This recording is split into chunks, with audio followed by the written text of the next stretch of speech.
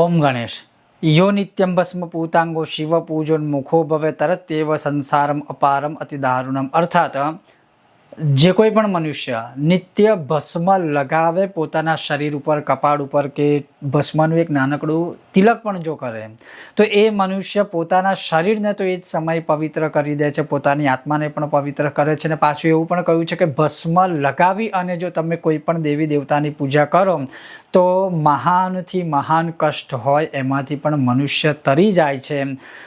અને એવી રીતે તરી જાય છે કે એણે કોઈ એવા કર્મ જન્મ કર્યા હોય, અર્થાત કોઈ જન્મો ના હોય કે આ જન્મમાં કોઈ એવા કર્મ કર્યા હોય તો એ પણ ભસ્મની સમાન ભસ્મીભૂત થઈ જાય છે। અને એનું ઉત્તમ ઉદાહરણ જોવું હોય તો આપણે દક્ષિણ ભારતમાં જોવા, નાના બાળક હોય, મોટા લોકો હોય, બહેનો હોય, એટલે કે સ્ત્રી હોય કે પુરુષ હોય, બધાના કપાળે તમને ભસ્મનું તિલક મળશે। તો ભસ્મની મહિમા અપરંપાર છે, ભસ્મનું તિલક પણ જે છે એ બહુ મહત્વનું છે। ઓમ ગણેશ, હર હર મહાદેવ।